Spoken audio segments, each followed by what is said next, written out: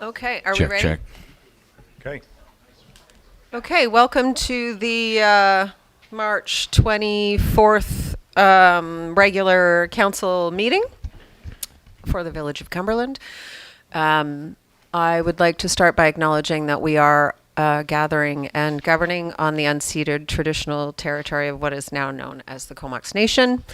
And we are grateful for their stewardship and care of this land since time immemorial, and their grace and collaboration as we govern on these lands.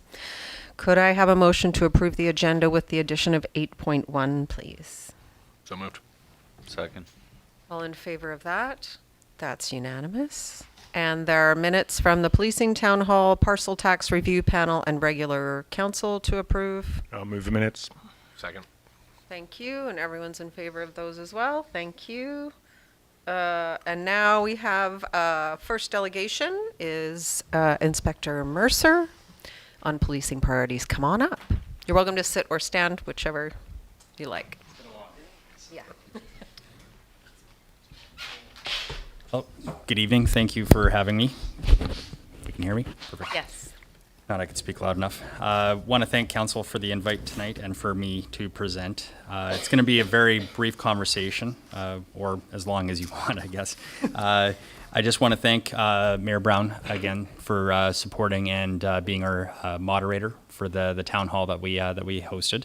It was the first of a few that I've had since then, and they always say you never forget your first, right? So it was good. I estimated about 20-ish people that were there, and it was a nice intimate conversation that we got to have and to connect with people and do it in a manner in which I felt that there was some meaningful conversations that were being shared. I think for next time, I probably would change my my expectations as far as the amount of time needed for it, because I think that we could have gone a little bit longer for sure as far as the things and items that were being discussed. But I did see a general theme for a lot of the concerns that were being raised. And as far as reporting back, I just wanted to say that notably it was traffic concerns were raised, more to the point of ATV and recreational usage within the town limits here, as well as youth were identified as, I don't want to say youth are problematic or problems to deal with, but the theme around youth and young person activities within town was mentioned, as far as if there is maybe a more positive connection that the police can make with youth, if there is something that we can do to limit the amount of mischief activities that were being attributed to youth that we were seeing this past year in terms of vandalism, property crime, and break-ins, and that. So, and to a lesser point, as far as mischief to property was another thing in which there was commentary of persons loitering in certain areas. That was more of, I would say, the lesser of the three. That seemed to be a consistent message across the board. But those were the takeaways that I got, and I think that my operations NCO got from that evening as well. I wanted to put it out to this council, and certainly it doesn't have to be formalized or anything tonight. If we want to put it into a letter later on that could be addressed to myself at the detachment. But I really want to hear from council as far as what their concerns are for policing, what they felt the policing concerns, if they were met from this past year, and if not, what we can do to improve, but more importantly, as well as when I'm trying to develop my policing plan for this upcoming year, if there's any areas that you feel that we need to focus in on. Awesome, thank you. And thank you for being willing to come and do a town hall for policing. We have not had that before, and I hope the other two were great. And Cumberland's always way funner to do things in, so I assume that stands for policing town halls as well. Absolutely. Go ahead, Councillor Sullivan. Thanks. Yeah, I was impressed that the village hall happened. I was unimpressed with how many Cumberlanders showed up. Like, I was pretty ready for Cumberland to come and talk to the police face to face, and I was pretty disappointed in the lack of people here to, in person tell you what they feel. So I was a little surprised by that, but thanks again for coming. As far as policing, I think I am guilty. I got egged my shop the other night, and I didn't call the the non number or the emergency Non-emergency number. line? Yep. I probably should have, I think. But just I know that there's we've talked about the roving teens and such, but they're nightly, seemingly to getting up to mischief nightly in Cumberland. So I don't know if maybe there's like a 10 p.m. roll around on the weekends, kind of just sort of show some presence for that. It's very consistent, and we've had instances in the last couple of weeks that have been hitting Facebook and stuff like that. So we're just really, the youth here and roving bands causing issues. So again, the community policing, like we talked about, Mayor Brown and myself, we appreciated the constables coming around. I'd like to see a little bit more of that too. For sure. That's all I got. Thanks very much. Thanks, Councillor. Who wants to go next? Go ahead, Councillor Berkey. Yeah, thank you very much. I'm apologizing for not making it to the town hall. I was away on family business, but one of the things that my constituents typically bring up are the youth again, and I live just behind the school, so you'll hear them gathering. You'll see them starting to stream into that particular meeting spot just by the little gazebo there. So that's definitely a focal point where they do gather, and then they seem to branch out from making their plans there. I don't know if they have some kind of quorum. They have to all agree on who they're going to egg next, but it would appear that's definitely one of the focal spots for it. So, and another one is just the late night, early morning patrols. You know, the 1, 2 a.m. ones where it wouldn't hurt to send someone around or just have a police presence in your drive arounds here. I think that would send a message to folks that, you know, if there are minor B&Es to vehicles and things like that around here, I think that would really, it does send a strong message, especially, you know, if there's a lack of police presence, then people seem to do it a little bit more with impunity.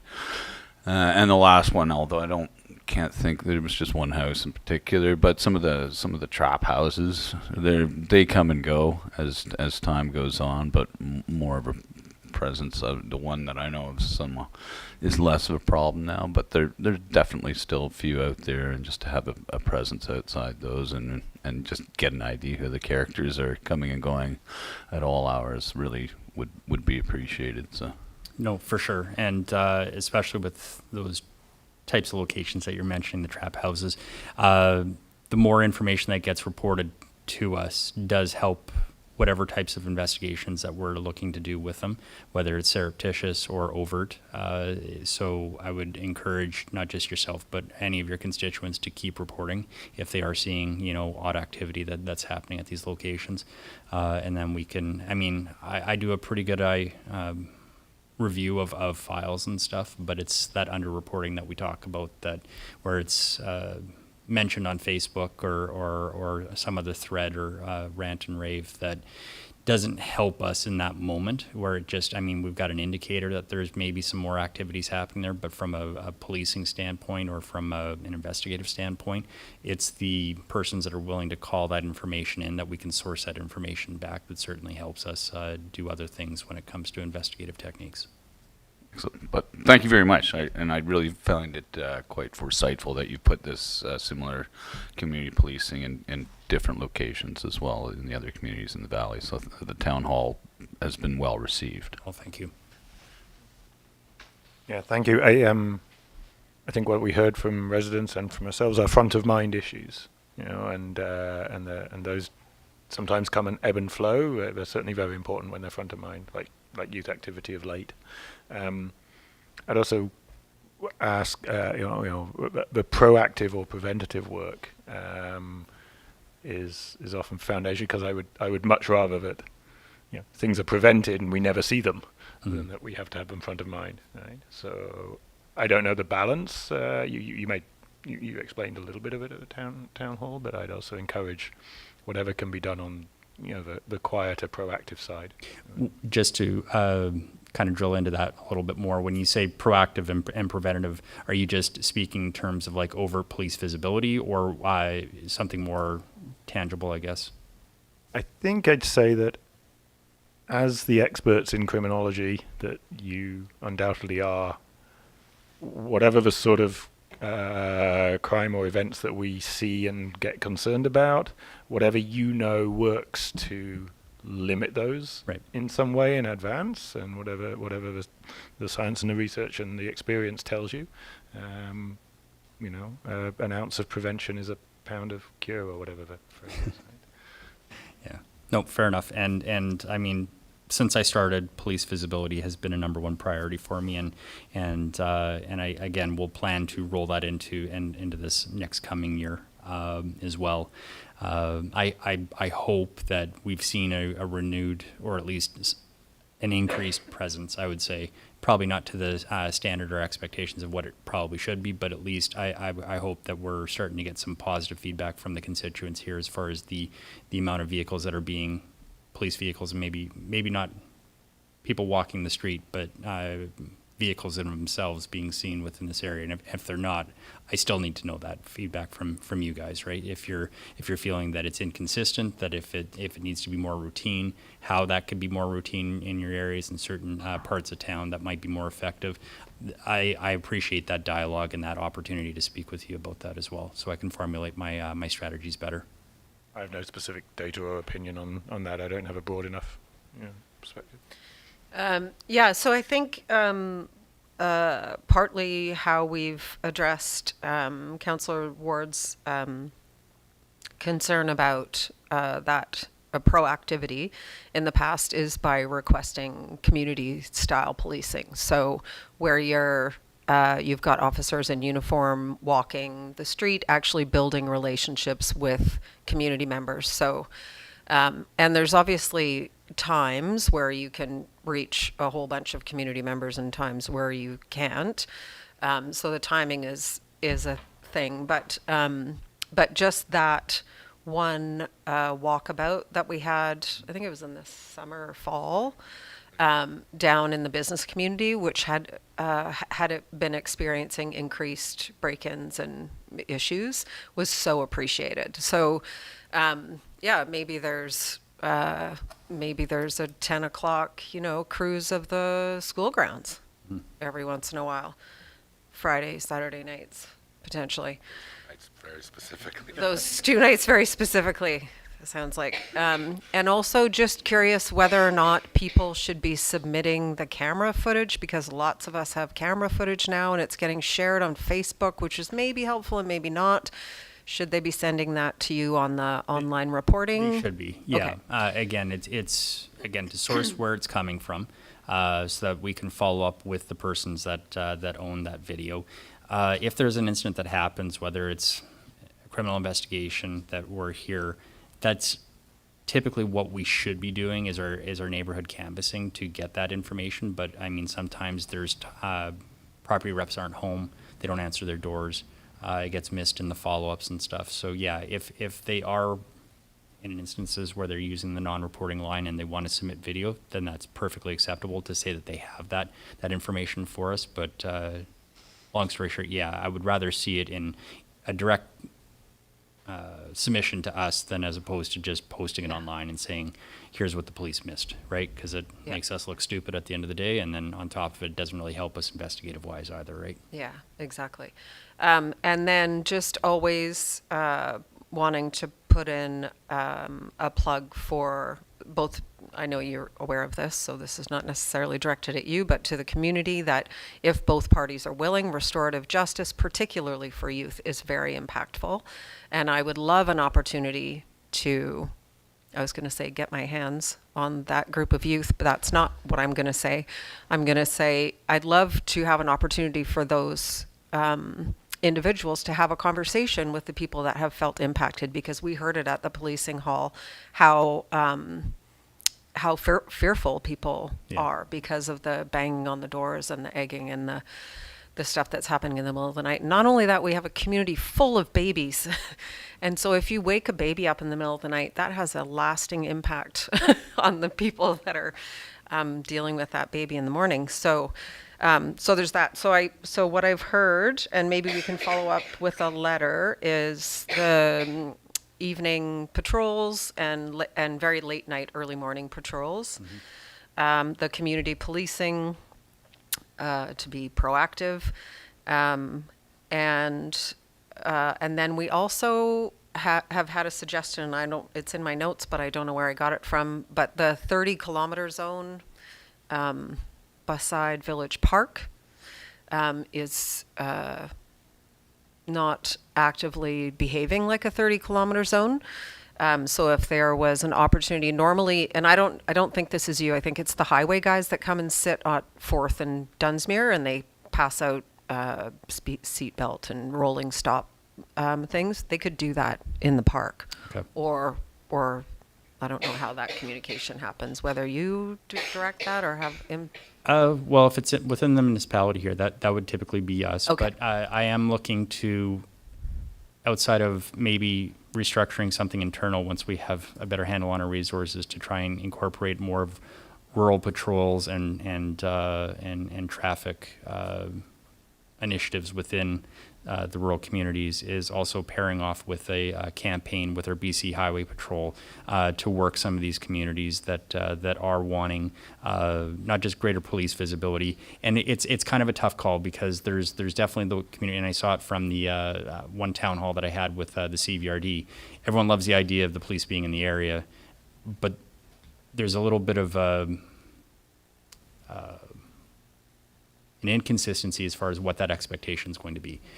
Some people would love to police to be there and hand out tickets, so long as it's to the tickets of people that don't live there, right? So I mean, it's kind of one of those things where I would like to start off with education and awareness first before we go into any sort of enforcement. That way, it kind of gives a baseline for people of what to expect.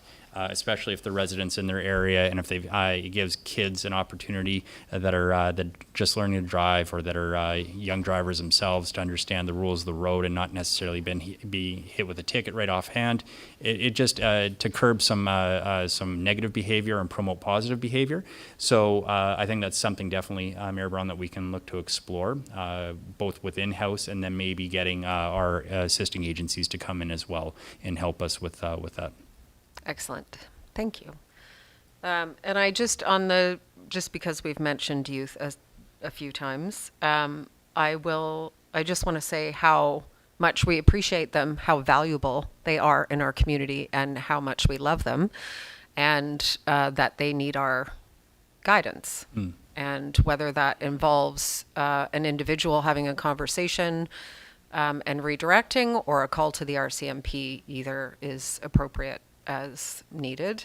And one of the things that council does for youth in this community is support the youth center, which is probably preemptive to the age of late night action. So I think that's something we do proactive, to speak to your proactive addressing that community connections,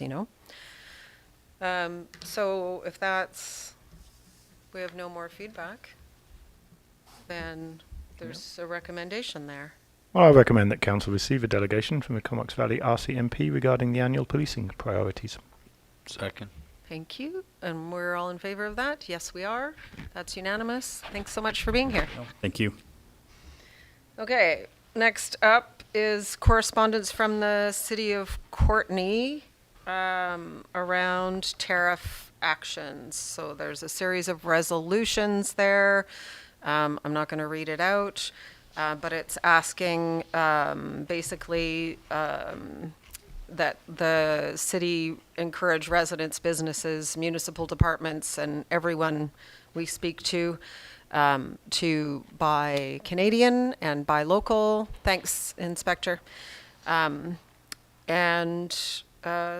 So, thoughts on this correspondence, Council?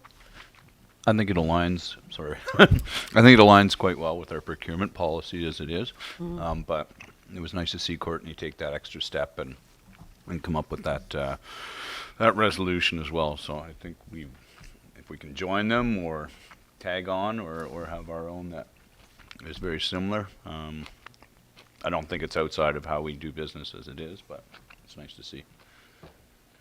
Some focus, yep.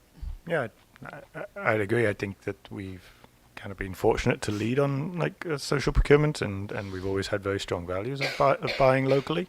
I think this is a good opportunity.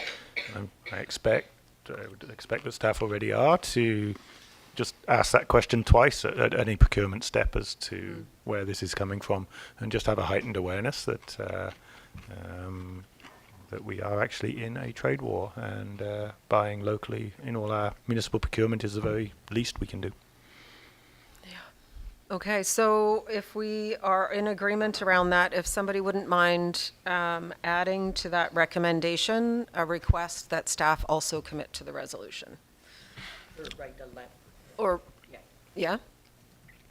Write a letter. Okay. I would like to move that council receive the correspondence from the city of Courtenay regarding the tariffs response, and write a letter indicating that we would like to add on or We'll become a also signer. also We'll sign on. sign that letter. Okay. Thank you. Okay, I'll second that. Thank you, and all in favor? And that's unanimous as well. And now we have zoning bylaw review. Any further discussion? Or Unfinished business. Yes. Oh, sorry, yes. Good. That's it. Oh, great. Isn't it? So there's a recommendation there. Okay. Sorry, we talked about this in committee of the whole, so we're not going to talk about it again. We're just going to make the recommendation. The rise and report on that recommendation. So I'll recommend that council approve the increase to expenditure of up to $39,000 for increased scope in the zoning bylaw review project, with $14,170 to be funded through capacity funding for local government housing initiatives grant reallocated from the amenity cost charge bylaw project, and $24,830 to be funded through Community Works Fund Reserve. And also that council approve the reallocation of $60,000 in funds from Growing Communities Fund to Community Works Fund Reserve for the zoning bylaw review, and that council direct staff to bring forward an amendment to the adopted 2025 to 2029 financial plan bylaw to reflect the increase in expenditures and funding reallocation for the zoning bylaw review project. Second. And all in favor? And that is carried unanimously as well. Okay, now we're on to reports. Come on up, United Riders of Cumberland. Oh, Kevin's going to introduce you first. I can very, very quickly introduce. Okay. Thank you. Yeah, so UROC holds a community service partnership agreement with the village, and as part of that agreement, they present annually.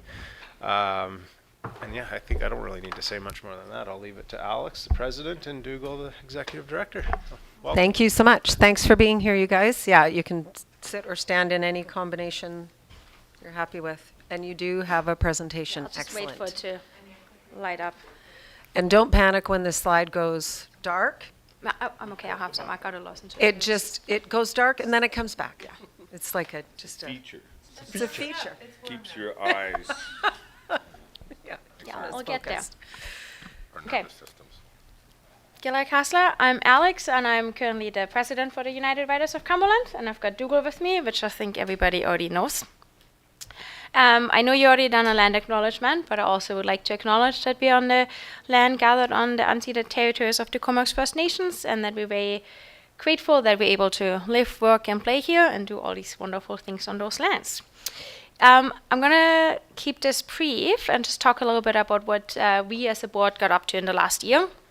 We came up with a strategic plan. There was lots of discussions, but we landed on something. We come up with a vision and mission and our values. Our mission is that we want to ensure continued access to a diverse, evolving, and well-managed trail network. Our vision is that we want a memorable trail experience for all. And our values are called in stewardship, user experience, relationship, and collaboration, and inclusivity. So those things kind of capture all the things that we decided that are valuable for us, that we want to focus on stewardship for the trails, the lands, having the trail network accessible to everybody and inclusive, and building and working on these relationships we already have with community and other groups. And then we have kind of some strategic pillars, sort of our basis of what we stand for as UROC, so to speak. We have our trails, our advocacy piece and community. There's so much more to what we do than just riding our bikes. And obviously organizational health. We want to make sure UROC is sustainable and we're not just here for now, but we can continue to serve our community the best we can. And then we come up with some more specific strategic goals. I'm not going to talk about all of them. If anyone wants to learn more about them, email me. Happy to discuss more.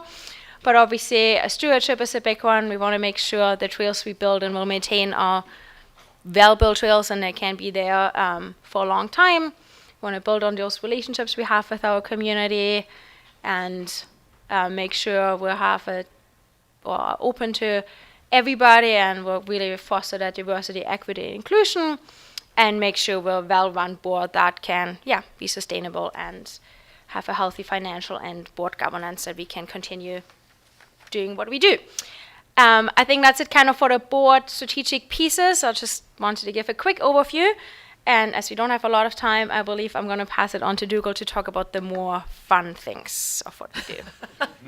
Not Thanks, that, Alex. strategic things aren't fun, but Organizational development is super fun for some of us. it's like so finances. that's We okay. understand each other. we appreciate it. Thanks very much. So that's all the high-level stuff. That's what all the really smart people in the room do. And then when we, a few years ago, I presented to the council our goals and objectives for the. Is that not working? Okay. Sorry. I couldn't tell, sorry. For our trail network strategic plan, which is a 3 to 5 year program, we brought this in to play in the end of 2022. So there's a few years to go on it yet. But I just wanted to highlight 1, 2, and 3, the circles in the middle. And there's a bunch of offshoot bits of information that come with those factors. So to maintain and enhance the existing high quality network of trails, we all know that we have a huge network of trails out there. And one of the unique things about Cumberland is that the trails are immediately on the doorstep of the village, which is quite fantastic by comparison to many other trail networks. It's not. You have to drive. So that's a wonderful asset. Optimize the trail network to create the best possible user experience. And I'm going to talk in a few minutes about the few changes and observations that we've made about the user experience. And then the third is to reduce the risk of user conflicts. Many different people of different user groups, different ages, different uses of the network. So we want to harmonize that and make sure that there's no conflict. And nestled in amongst all of those points, you'll see a bunch of other points of designations, collaborating, working with the village, land access agreements, and engaging volunteers. Those are all important factors of the trail strategic plan. So first of all, thank you very much to the Village of Cumberland for signing us up for 4 years. It's great to have that confidence that you believe in us and that we are the trail pros, so to speak, and we know what we're talking about. And this is probably a good time to highlight that the trail building community that put that trail network here still lives in Cumberland, and we harbor their effort. They volunteer with us. That we foster good relationships, and they're all on board with the UROC organization, and so that's allowed us to stop unsanctioned trail building, and we've put process to that whole, and it's a great opportunity for us to collaborate and put a really successful trail network together. We're committed to that, and I've been committed for the time that I've been with UROC to deliver a very high standard of trail organization and management. So today, UROC is turned into a sort of a two-part organization. Alex has given you a brief on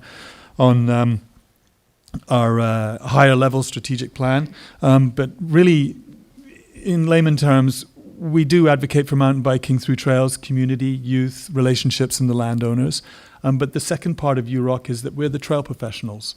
We're the people who know what to do, how to do it, and when to do it. We react to those weather events, those harsh winters, those high usage. We know what to do. We're out there sorting it out. We've adopted a changed language with the strategic planning process. We identified that it's sure we're ultimately our heart is mountain biking and trail use, but what we are is a multi-layered trail user organization, and we are out there using language such as multi-use, trail user, inclusive, educating etiquette, leaning into community, supporting volunteers. And that's where we're at. It's not the old attitude of a bunch of mountain bikers. It's not that. Our objectives, you've seen a few of them with the strategic plan and with the trail strategic plan, but we're really here to engage and support the trail building community. We organize and configure the trails. We seek to stop unsanctioned trail building, and we educate and we plan through that with process. And that has been successfully working for a long time now. We signed the land agreement in 2015, and there were still problems up until 2019, but since 2020, we've managed to resolve all of those. We're taking a much more strategic approach to all new trail development and existing trails.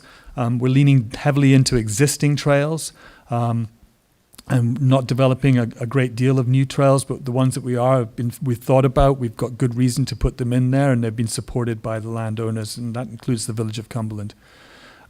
There's process. We've identified the strengths and the weaknesses of those projects that have been proposed to existing trails and to new trails. We foster recreational space and create positive experiences. This is one of the big things for us, is that this community is a trail using community, a lot of those, and we want to create a positive experience from that, harmonizing the different users, pulling from our vision, and ultimately this is for community. We maintain and evolve our world-class network. This is for the user groups. We raise the standards. The trail quality is excellent. The environment and the forest bathing factor is always appreciated. Everyone loves to go there. We consider all of our user groups. And as a maintenance program for our contract with the Village of Cumberland, we groom the trails every year, twice a year. That's at spring and fall, and that's for a level 1 maintenance. We work on drainage measures to make sure that water is moving off the trails and where it's a low impact environment. We're not affecting the watershed or the water supply in any way. We clear anomalies from the trails. Multiple trees come down, and there's multiple other factors that we go out and we deal with. We've been achieving a less than 24 hours to any of those occasions.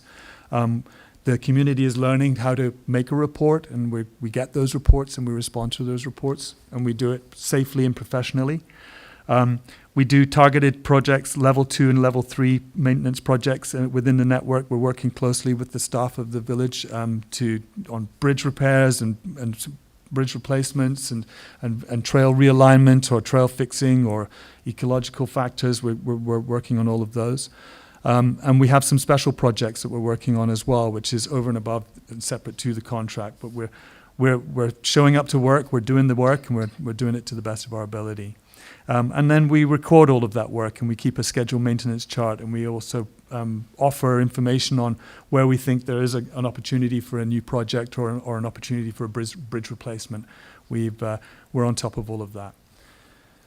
With regards to the lands, access and egress, well, the Village of Cumberland owns all the lands that surround the village, mostly, and we're always looking for ways to manage the users going into the network and in and out of the network, the different ways that they use the network. Last year, 229,000 uses went through the gate. So that can be the same person going in 30, 40 times, but it's 229,000. So let's think about that. Super Bowl is, 75,000, 80,000 people in the stadium. So three and a bit times that going in and out of that forest. Someone needs to manage that. Someone needs to look after that, and that's what we are. UROC does that. So that access and egress, we work closely with the village on seeking solutions, thinking about how best we can get those people in and out of the network without conflict, harmonizing, and the different user groups that are coming in to use that network. What's the best way to do that? Close to the village is hikers, walkers, strollers, dog walkers. Further out, there's the runners and the bikers. And how do we get those carriageways and crossways for everyone to get along and come out of that trail network with a big smile on their face, having had a good experience? We're organizing and populating the terrain zones. For each of those concentration of the user groups, I've just kind of mentioned it, but I'll reel off a few things here. Bikes versus foot traffic, education versus nature seekers, toads and high traffic trails, runners, hikers, bikers, strollers, families, kids, groups of all of their above. It's a big deal. We have a considered approach on redesigns and relocations. I mentioned it briefly a moment ago about our existing trails and new trail development. Not much more needed to be said there, but trails really are low impact. We don't have a big effect on the forest, and we're ready to address problems when they arise. We are the professional trail builders. We're the people who are able to identify the problems and look after that. We're standing up to sustainable trails and ecological values, and as I mentioned a few moments ago, water and water supply is a very important subject to the village of Cumberland, and we're managing that with the trails. A lot of water, a lot of rain, a lot of snow melt, a lot of those different factors. It all affects the trails, and it all seeps eventually into Comox Lake. So we're aware of that, and we're working with Mosaic. We're working with the CVRD. We're doing walkthroughs and studies and so on with those people, and we're learning as much as we can so that we're providing the best product to that trail network. What else are we doing? Events. We run and harbour a bunch of events that are fit for the community. It's fun events, race events, community events, team events, youth events, and we hold a couple of parties as well. So a nice variety of events that we host. We host also a nice variety of actual trail events. And what is that? Trail running, triathlons, fun races, non-fun races? That's not something. Non-racing races. And then other events we can consider as natural events, weather events, that is toads, wasps, like that was a big deal two years ago. And we went out, we marked where the nests were, we shared information on it. Fun and games with wind, and fun and games with rain, and fun and games with snow, like they all have an effect on that winter environment. So we're all about managing that and getting through that as best we can. We are also a big part of the third-party events, BC Bike Race. That amazing trail network out there is a magnet for these world-class events to turn up. And BC Bike Race, MOMAR, major international events, they celebrate our trail network, and we're all about managing that. We provide information to them for their trail route and selections. It's important that they are aware of any forestry activities, Village of Cumberland activities. If we have any trails that are volatile, we don't like routing races through the community forest. We don't like routing races through nature trails.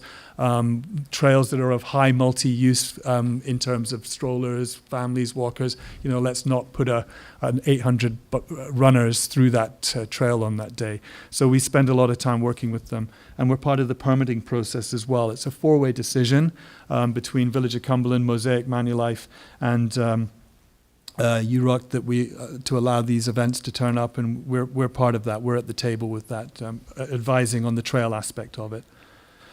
What programs do UROC do? Well, we're still doing the CCSS Ride, Dig, Ride program. We used to do 10 sessions a year. We've bumped that up to 18 sessions a year. It was really an uptake with the boys. We've started a girls program this year as well, so we've beefed that up and grown that out. We support the after-school rides with CCSS as well. The women's rides has seen year on year more and more participants. Last year, 570 participants, 183 unique riders. We threw out 14 sessions to the community. We do Ride, Dig, Ride days. This is where we're investing in the youth for looking after our trail network, because I'm not going to be here forever, and so is some of the other trail builders in the community. We're going to start wanting to use the trails as opposed to building on the trails. So we've been investing in youth. We laid on 49 Ride, Dig, Ride program days last year. And we did 8 open public trail days, and we've done multiple businesses and sponsors trail days last year as well.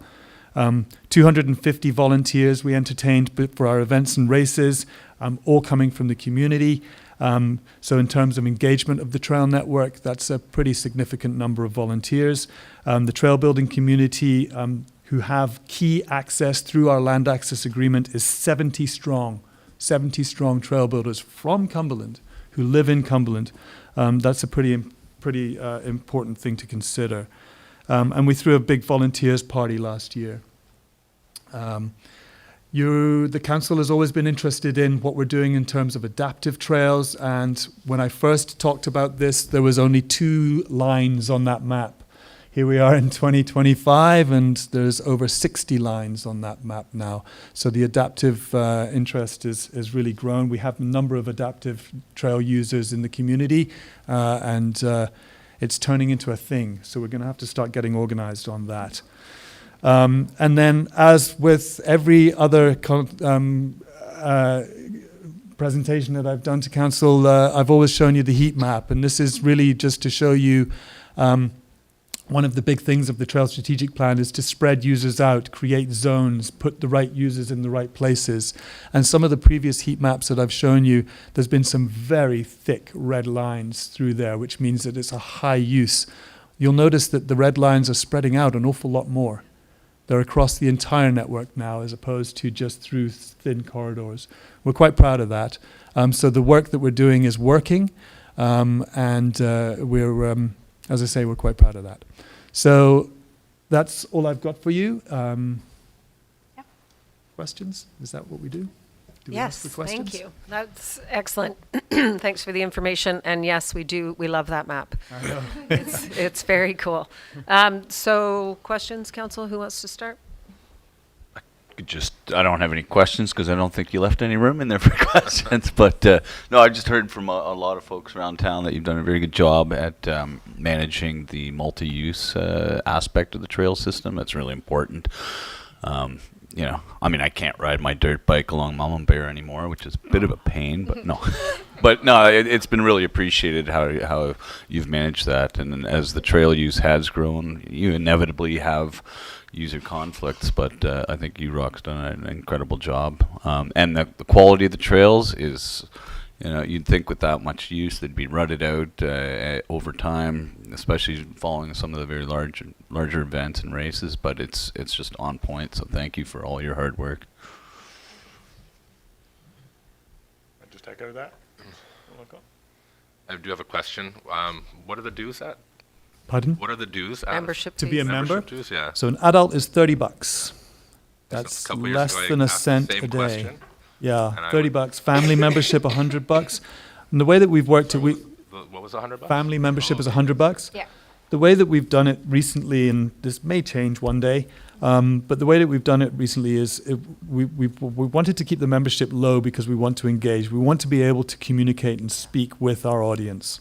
So getting a member to pay $30 is not a lot to ask. And what we've done is we've tiered the memberships. If someone is a super user, for example, their membership is $100, and that's just more of a sort of a donation level. So they're still paying $30, but they're willing to give more because they use more. And then those who have a great job and they make lots and lots of money and they're able to shell out a few more bucks, there's a Platinum 365, which is $1 a day. So it's a $365 membership. It's exactly the same as the adult, but their $30 is paid. But if they can afford it and they want to give it because they appreciate it, that opportunity is there. So we've tiered that membership. We have. Quite popular. It has been, Yeah. yeah. We've had multiple people take up the 365. We've got well over 100 super user memberships, and we finished last year on 2,750 something members. We are sitting this year, right now, at this time, at guess 2,150-ish, and we're in April. March. Sorry, It flies by. a couple of days out there. Hey. Yeah. We're waiting for the April Fool's joke. So, I may. Oh, yeah. It's coming.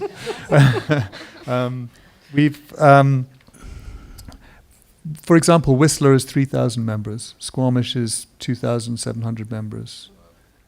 And here we are, Cumberland, 4,700 residents, something like that. And we're sure, we reach into the Comox Valley Yeah. for our membership, but to be sitting at that level of membership is pretty cool. It's pretty cool. It's a huge level of support. Yeah, it is, and the growth in the membership is also remarkable. So good work there. Are you collecting? You don't need to tell me now, but do you guys collect demographic information? So do you break out where people are living, and I don't know whether you use that, but that would be.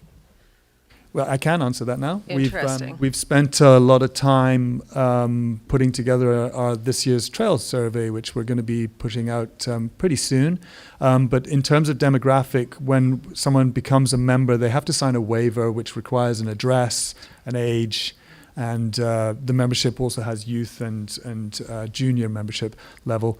So we get that. We get male, female, non-binary, open, all of the different factors of what people want to be. So there is an element of demographic. And just to give you a little teaser thought on that, the Cumberland membership is the line between Courtenay, Comox, and Cumberland is about the same. Really? Yeah.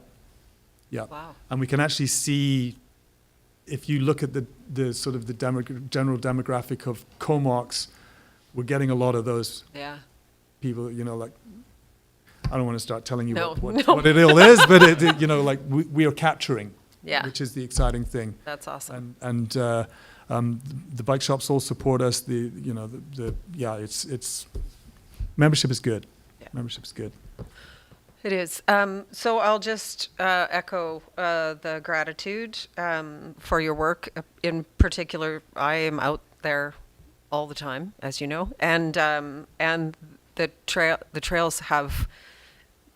I feel like the weather is becoming more and more of a factor, and I've also noticed the difference in the way you are building trails, and they are managing that water much more. And so that is very appreciated. So we have had some conversation around the number of events and the number of users and whether or not there is a limit to that or how we deal with that. So I also very much appreciate that you are spreading people out and not only maximizing the use of the network, but also minimizing the impact on particular, like, High traffic trips. high traffic areas. But and I'm sure you'll do this with staff, but any feedback we could get on how we might. So my concern around events is there's always new events that want to happen. How do we allow for new events to emerge when everything is booked all year? And so just something for you guys to think about, or if you have ideas right now, that would be great. Thank you. Thanks for all you do. And thanks for picking up after all the storms. Yeah. Awesome. Yeah. Thanks for having us. Thank you very much. Thanks for being here. I'd like And there's to move yes. the council receive the presentation from the United Writers of Cumberland, UROC, on its 2024 annual report and 2025 preview. Second. Thank you. And everyone's in favor of that? And that's unanimous. Thank you. Now we're on 8.1 feedback is in here, but that's okay because we've already got it. Official community plan amendment and rezoning 3284 2nd Street. Come on up, Seamus and Courtney.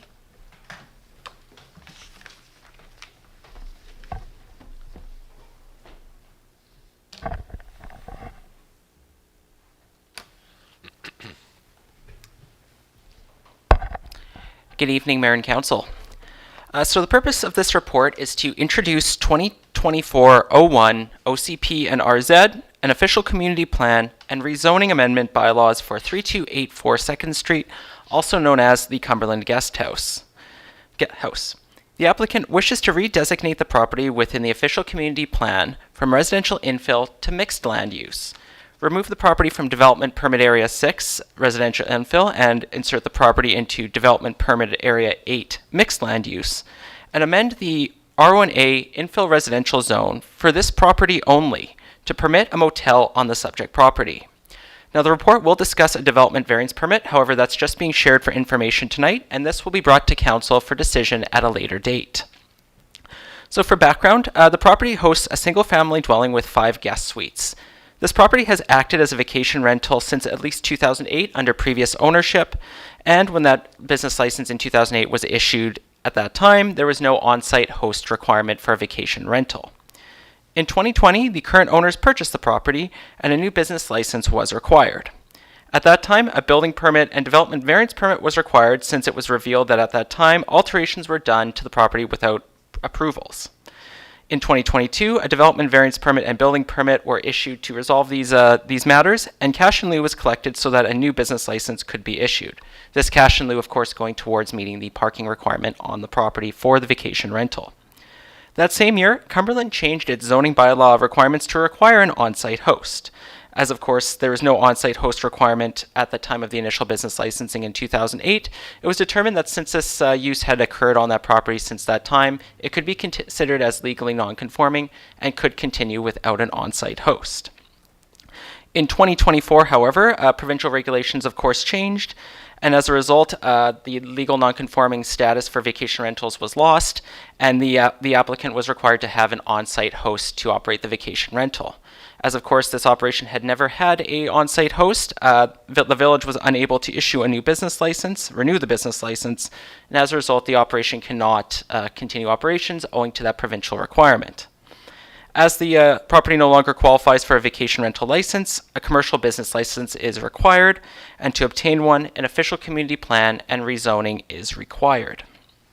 So this official community plan amendment, the official community plan designation for the property must allow for commercial and residential uses, and giving flexibility to allow for commercial use in a residential zone. So the proposed mixed-use designation meets this expectation, as it allows for both the zoning that allows for residential uses as well as commercial. So this mixed-use designation that's been proposed does meet both these needs and is also in alignment with future official community plan amendments for this area. Now, of course, the property is in Development Permit Area 6 for residential infill forming character. So if we're redesignating the property to allow for commercial uses, this development permit area won't capture those nuances of commercial and residential use on the same property. So by relocating it in Development Permit Area 8 instead for mixed land use, it provides us better criteria to evaluate future forming character updates in the future. Now, the zoning amendment, what it does is it allows the motel use, which is currently found in the VCMU1 zone, it allows for that use and that use only in the R1A zone. So this amendment bylaw will allow for motel use, but limit it to this property only. And we landed on the motel definition simply because it's the closest definition as to how the guest house has operated. There's no on-site host requirement, and all the guest units in the development have access to the outside. So there's no common area, no lobby like the other definitions require. In this case, the spot zoning is an appropriate intervention to allow for the use to continue, as it allows for the guest house to essentially operate as it always has prior to the provincial regulation change, and not allow for other commercial uses into the neighborhood without greater community consultation. So let's say if it was a commercial zone, you'd be automatically allowing for all those other commercial uses like retail into that property, but by taking this approach, we're really limiting it to just that one motel use. Both bylaws ultimately encourage overnight stays in the village, since it is one of the few accommodation options in the community, and will keep those overnight stays here in Cumberland as opposed to potential attendees going to Courtenay, for example. As such, the proposal does align with official community plan economic and tourism development policies.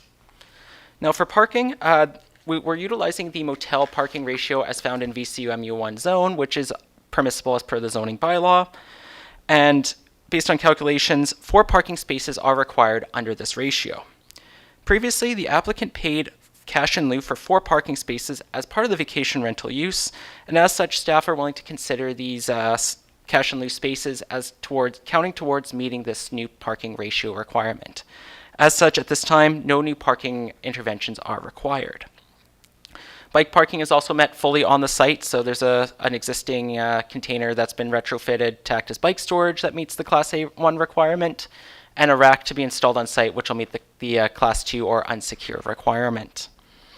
The one variance that was identified was to the loading space requirement. So under VCMU1 for a motel, one loading space is required. However, based on the nature of the use and the expectation that there won't be many deliveries attending the property, staff are supportive of this variance. Furthermore, as we're converting the structure from residential to commercial, building code upgrades are triggered. The applicant has engaged with a code consultant to give advice on how to upgrade the building to meet those requirements, and a building permit will be required before we can issue a new business license, as we have to grant occupancy on a new commercial use instead. Now, the applicant has proposed a $5,000 amenity contribution in support of the rezoning, and staff support this proposed amount as it is appropriate given the scale and nature of the application. Staff recommend that this amenity contribution go towards frontage improvements, which are slated to occur in the area either this year or next. If council accepts this amenity contribution, we'll request a check to be provided by the applicant, and it'll be held by staff for cashing pending a successful conclusion of the bylaws. In the event the bylaws are defeated, the check will be returned to the applicant. So for community engagement, staff presented the file to the Advisory Planning Commission on January 9th, who expressed overall support for the proposal. The applicant held a public information meeting in February, where 2 attendees attended and expressed support for the proposal. Now, and of course, we did send out a notification to the neighborhood, and in response to this notification, we received 4 letters of support for the proposal.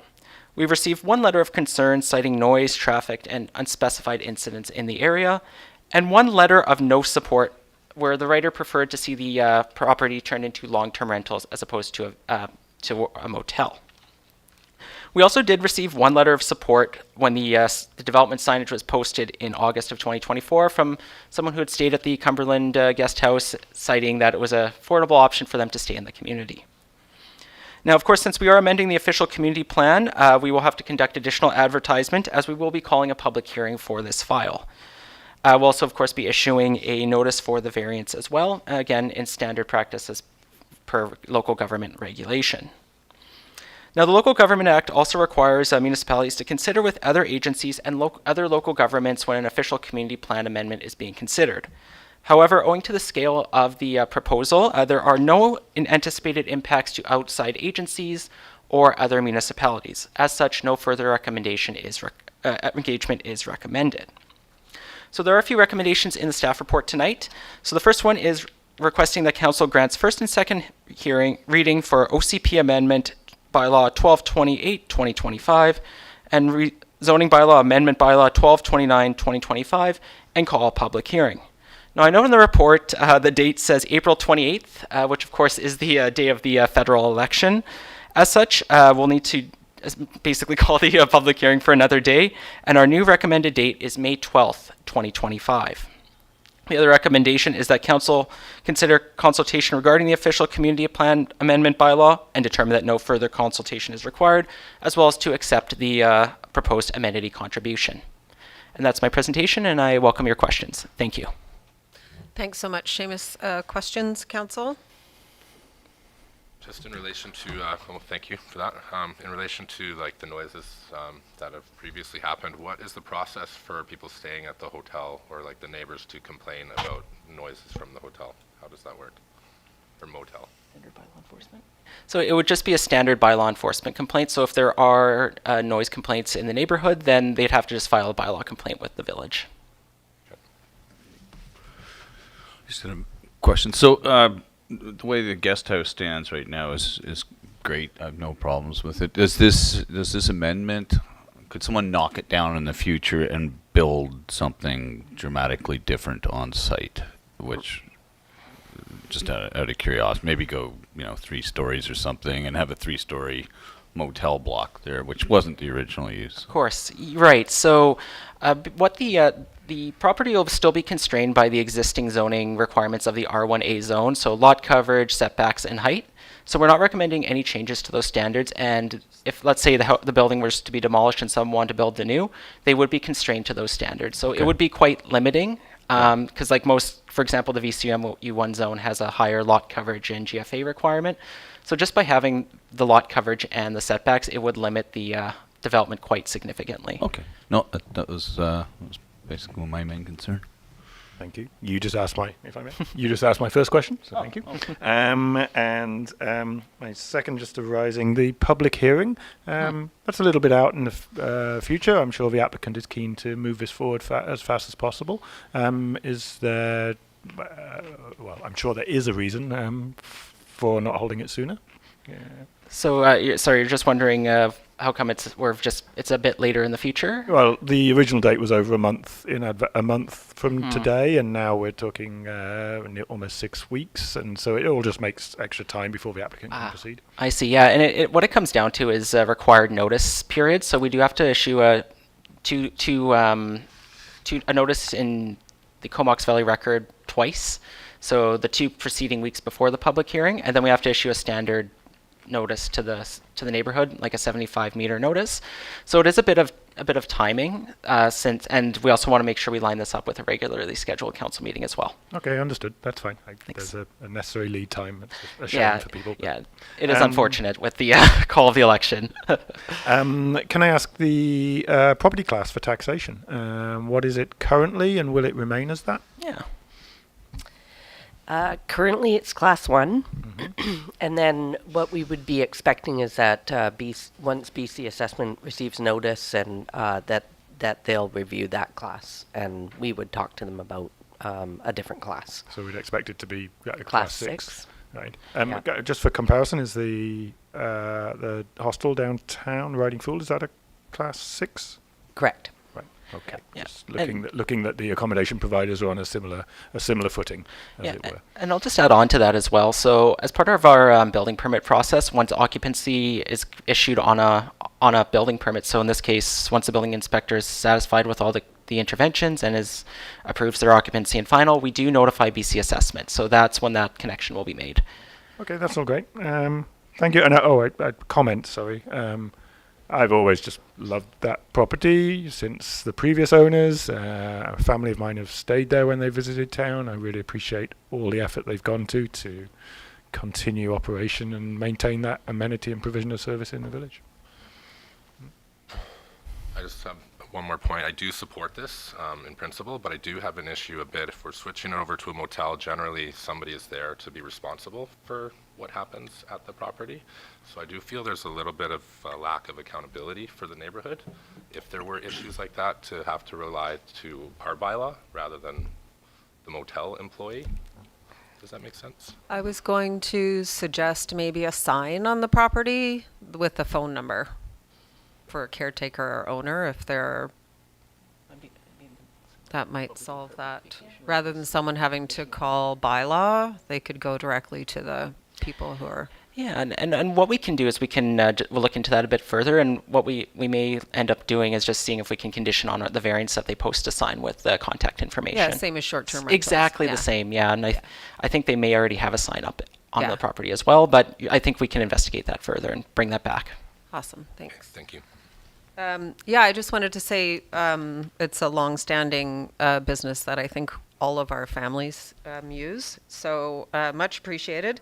And that this process has gone on for an awfully long time, not necessarily due to any fault of anyone, but the property was purchased, and then we had this like 2-year pandemic, and then we had zoning changes, and now we're doing an OCP update, and so the conflation and confusion that has happened, I think, on this lot is just a real timing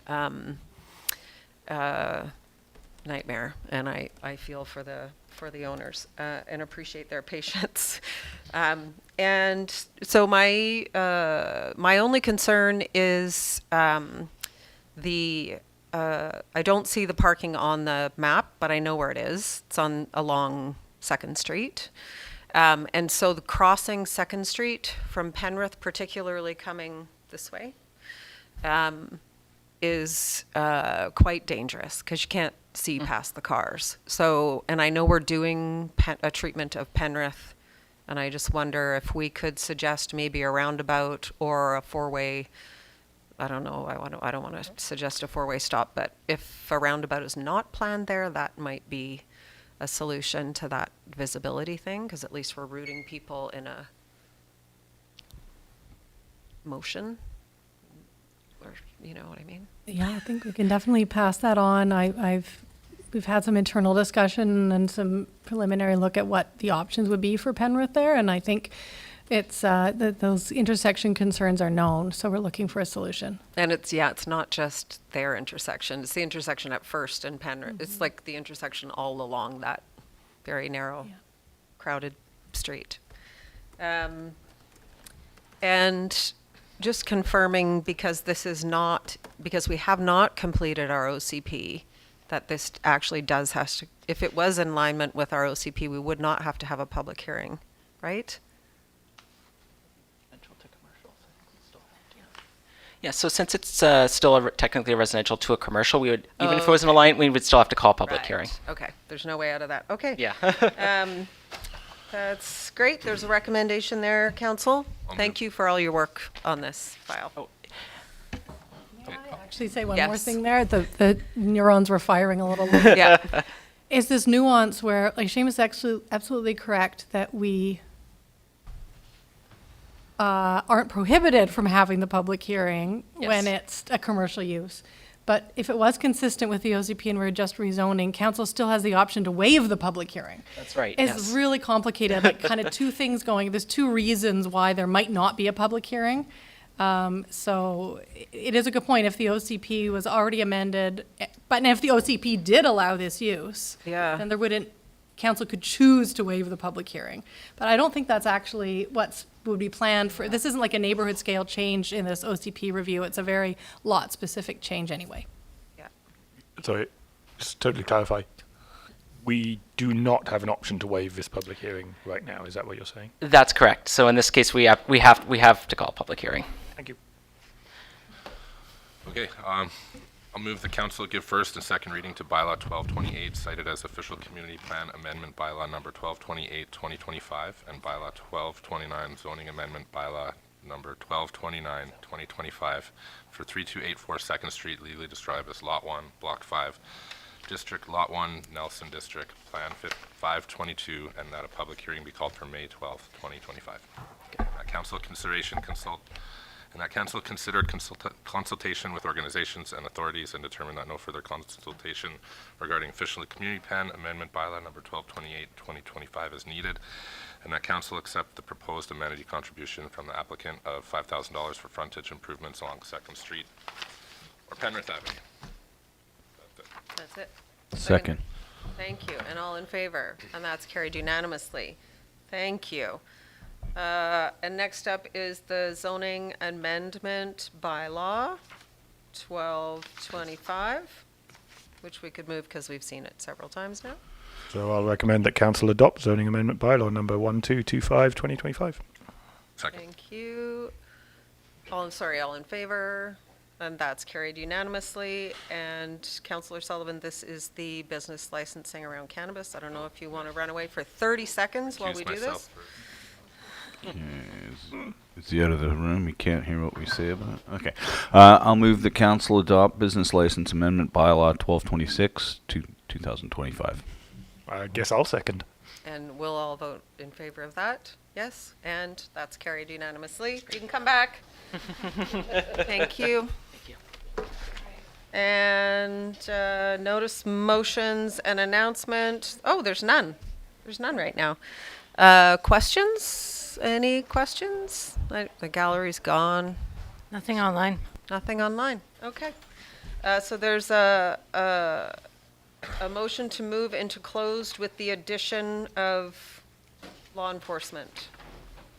Somebody wants to move. I'll move that council close the meeting to the public pursuant to section 90 of the community charter to consider law enforcement if the council considers that disclosure could reasonably be expected to harm the conduct of an investigation under or enforcement of an enactment.